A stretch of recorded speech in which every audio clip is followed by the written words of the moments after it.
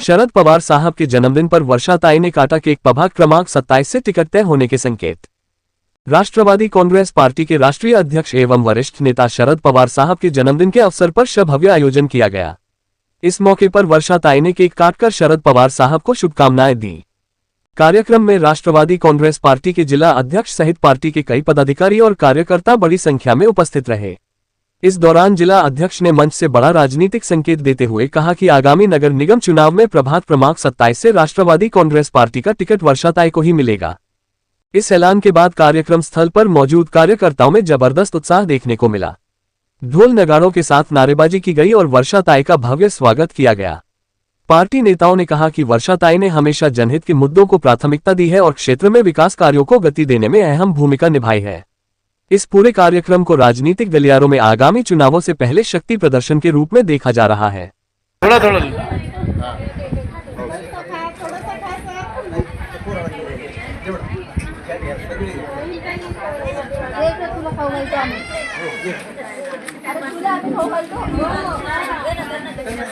ये एक मिनट इधर एक मिनट त्यांना कापून नाही का थोडे थोडे द्यायला लागेल।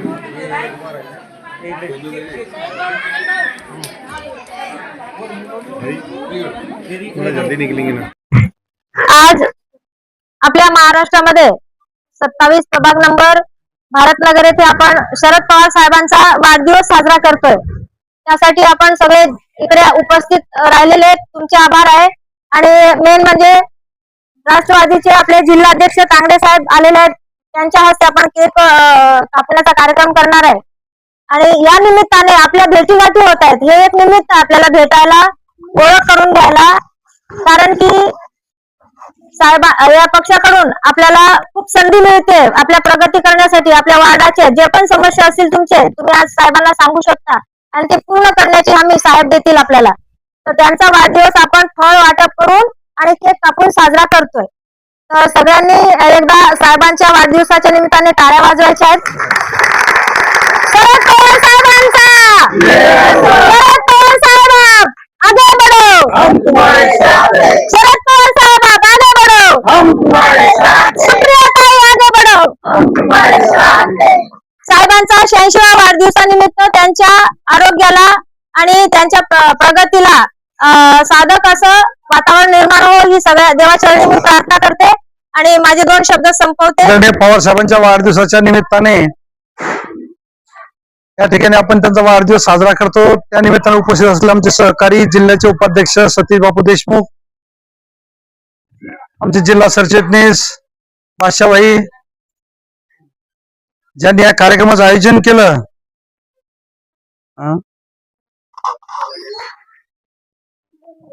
ताईला तुम्ही सगळे ओळखता, शारदा ताई, आमच्या असे शारदा ताई, त्यांच्या सगळ्या सहकारी आणि आता उपस्थित आमचे सगळे स्थानिक पदाधिकारी नेते। म्हणजे मला अतिशय आनंद वाटला इथं भारतनगरला येऊन शनी की तुम्हालाही त्रास झाला असेल, तुम्ही आलात, परंतु एक पवार साहेबांचा वाढदिवस म्हणून तुम्हाला निरोप त्यांनी दिला असेल, अजून यांनी दिला असेल त्यांच्या सहकार्याला, आणि त्या निमित्तानं तुम्ही इथं आलात की तुमचं पहिल्यांदा मी अभिनंदन करेल की अशा भारतनगर सारख्या ठिकाणी सुद्धा आदरणीय पवार साहेबांचा वाढदिवस साजरा केला जातो आणि त्याला आपण उपस्थित राहतात, ही सगळ्यात मोठी जमेची बाजू आहे। आणि पवार साहेबांच्या बद्दल सांगायचं, आदरणीय पवार साहेबांचं काम, आदरणीय सुप्रियाताई सुळेंचं काम हे या राज्याला, देशाला कुठं सांगायची गरज नाहीये। आज महिलांना महिला धोरण असं महिलाचे म्हणून मी आवर्जून सांगेल की पवार साहेबांनी महिलांसाठी काय केलं, की महिलांसाठी पवार साहेबांनी या ठिकाणी महिलांना सुरुवातीपासून त्यांना आरक्षण मिळालं पाहिजे होतं म्हणून जेव्हा 33% आरक्षणाचा निर्णय झाला होता, तेव्हा पवार साहेबांनी स्वतः तो निर्णय घेतला आणि नंतर तो निर्णय महिलांसाठी वाढत गेला। परंतु हे सगळं करताना पवार साहेबांचं फार मोठे देण आहे आणि पवार साहेबांचं हेच म्हणणं आहे की दीन दलितापर्यंत जा, गोरगरिबापर्यंत जा, त्याच्या झोपडीपर्यंत जा, सगळ्या समाजापर्यंत जा आणि त्या प्रत्येक समाजामध्ये दीन दलित दुबळा याच्या काय अडचणी आहे, त्याला काय मदत झाली पाहिजे, त्याच्यासाठी त्याच्या पाठीशी आपण कार्यकर्ता म्हणून उभा राहा। आणि हेच काम मला वाटतं शारदाताई त्या माध्यमातून करतात. आता त्यांनी या पद्धतीनेच ह्या कार्यक्रमाचं आयोजन केलं, तुम्हाला निमंत्रित केलं आणि हेच त्याचंच कारण आहे. मला वाटतं त्यांचा वारसा सुद्धा आता महाराजांनी सांगितलं का, चांगले गायक आहेत ते. त्यांनी सांगितलं की गावाकडे त्यांच्या आईने भिक्षा मागितली, लोकांकडनं थोडं थोडं जमा केलं, त्याच्यातून मंदिर बांधलं. म्हणजे कोणतंही सामाजिक काम हे सोपं नसतं. तसंच मला वाटतं की तेच गुण शारदाताईत उतरलेले आहेत आणि त्या पद्धतीने ते काम करतात. मी त्यांचे काम धडपड पाहत असतो की बाबा हे करायचं ते करायचं याला आहे.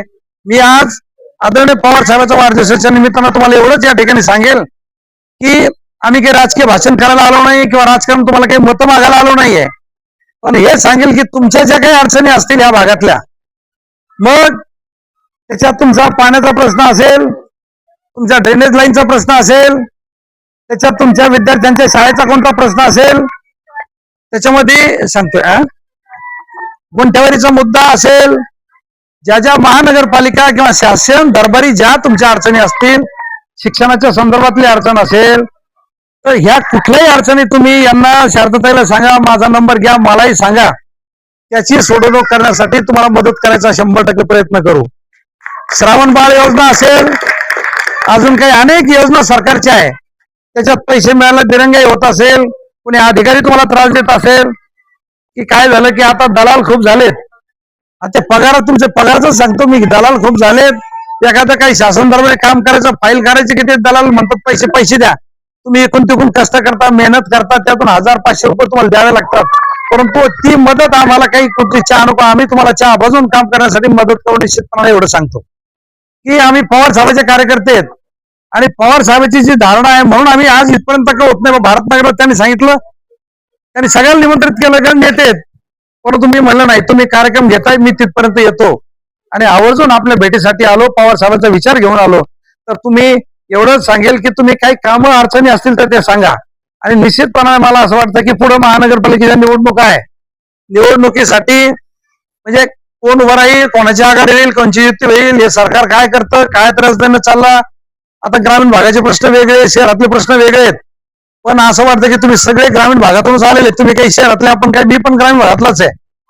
मी जे भावनगरला राहतो, या भारतनगरला पूर्वीपासूनही मी यायचं, माझे सगळ्याचे संबंध आहेत, परंतु आपल्याला घरी बसून कोणी द्यायला देणार नाही.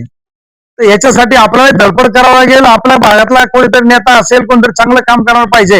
आणि तो महिला मंडळी आहे, तर ही महिलाची टीम चांगली आहे. शारदाताई चांगलं काम करतात, सामाजिक काम करतात. मी त्यांना सांगितलं तुम्हाला जर शक्य असेल तर आज मला बोलायचं नव्हतं, पवार साहेबांचा वाढदिवस आहे, पण त्याला सांगितलं नगर चौकासाठी तुम्ही उभा राहा, असं मी स्वतः आग्रह आम्ही त्याला करतोय. आणि त्यांना जर मदत त्या उभा राहिलं तुम्ही मदत करसाल का? हा, कारण की तुमच्यातली महिला आहे, गरीब महिला आहे, तिची आई जर भिक्षा मागून मंदिर बांधते तर ही तुमच्यासाठी काही ना काही धडपड करेल आणि आम्ही तुमच्या पाठीशी आहे. आम्ही मदत करू निश्चितपणाने, तो विचार होईल, परंतु चांगल्या विचारासोबत राहा.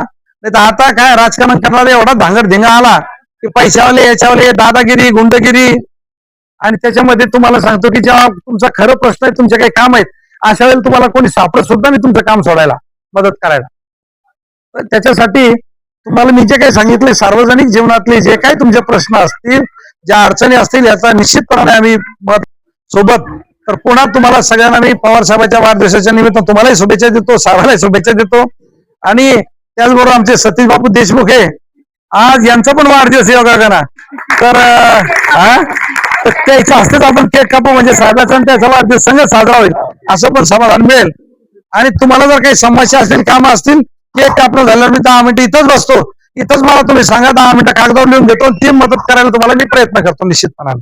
कारण माझ्या मातोश्री ताई आणि आज हा जो कार्यक्रम आहे, जाणता राजा शरदरावचंद्र पवार साहेब यांचं आज वाढदिवस असल्यामुळं हा पूर्वनियोजित कार्यक्रम नाही, ऐन टायमावर कार्यक्रम ठरलेला आहे. आणि त्या निमित्ताने या ठिकाणी आपण सर्वजण आलात. काहीतरी समाजासाठी करण्याची धडपड आमच्या ताईमध्ये आहे, कारण त्यांच्या आईनं काय केलं ते थोडक्यात मला सांगितलं होतं की देव कोठे आहे, देव तुमच्या आमच्यामध्ये देव आहे, जो समाजासाठी रात्रंदिवस काबाड कष्ट करतात आणि समाजासाठी काहीतरी समाजाचं देणं असतं त्याच्यासाठी धडपड करतात. अशा आमच्या ताई आहेत. त्यांच्या आईनं असे अक्षरश भिक्षा मागून त्यांनी मंदिर उभं केलं. हे सगळ्यात मोठं काल त्यांनी सांगितलं, हृदयामध्ये जर देव कुठे आहे, आपल्या हृदयात आहे. आपण समाजसेवा करा. समाजासाठी आपल्या ज्या समस्या आहेत ते सोडवणारे आज आपले साहेब जिल्हाध्यक्ष साहेब या ठिकाणी आलेले आहेत. जिल्हाध्यक्ष साहेब यांची तळमळ आहे की काहीतरी समाजाची सेवा माझ्याकडून घडली पाहिजे. आणि आज हे वाढदिवसाचे निमित्त साधून या ठिकाणी आपण सर्वजण आलात आणि पुढचं भविष्य आपल्या हातामध्ये आहे. कारण कोणतंही जर काम करायचं असेल, एकीमध्ये एवढी ताकद आहे. मी एक साधं उदाहरण देतो. एक गवताची काडी जर घेतली, आपण सगळे ग्रामीण भागातून आलेलो आहोत. एक गवताची काडी जर घेतली आणि तिला जर तोडायचा प्रयत्न केला तर ती तुटून जाते. पण हजारो काड्या जर एकत्रित केल्या, त्याची पेंडी बनवली तर ती तोडल्या जात नाही. एवढी ताकद आपण निर्माण केली पाहिजे. आणि ही ताकद निर्माण केल्यानंतरच आपल्या ज्या समस्या असतात हे सोडवण्याचं काम आपले साहेब करतील. त्याच्यासाठी या ठिकाणी हा कार्यक्रम ठेवलेला आहे. आपण सर्वजण आलात, त्यांचे सहकारी सगळे आलेत. सर्वांचं या ठिकाणी मी आभार मानतो. आणि साहेबाच्या हस्ते लगेच आता मी शाहीर म्हटलं तर आम्हाला माईक वगैरे वाद्य गिद्य पाहिजे. पण माझा देश कसा आहे साहेब? देश रत्नाच्या खाणीचा, माझा देश रत्नाच्या खाणीचा. याच भूमीवर, या भूमीमध्ये असे रत्न जन्माला आले, असे रत्न जन्माला आले. ते रत्न जन्माला आले म्हणून आपण आज सुखानं जगतोय. याच भूमीवर वाहतो झरा संत तुकोबाच्या वाणीचा, माझा देश रत्नाच्या खाणीचा, माझा देश रत्नाच्या खाणीचा. झाशीची राणी, तिला काय कमी होतं, पण तिनं देशासाठी पाठीशी बांधून पोटाचा गोळा, किल्ल्यावरून फेकीला घोडा, किल्ल्यावरून फेकीला घोडा. इतिहासामध्ये फडफडतो झेंडा, इतिहासामध्ये फडफडतो झेंडा. त्या हो झाशीच्या राणीचा, माझा देश रत्नाच्या खाणीचा, माझा देश रत्नाच्या खाणीचा. असे रत्न आपल्या या महाराष्ट्रामध्ये, या भारत देशामध्ये जन्माला आलेत. म्हणून आज आपण सुखाचं जीवन जगतोय. आणि त्याच्यासाठीच राहिलेलं कार्य पूर्ण करायचं असेल तर आपण सर्वांनी एकत्रित येऊन, हे सर्वांची साथ असली तर काही करू शकतो आपण. तर त्याच्यासाठी मी थोडक्यातच आता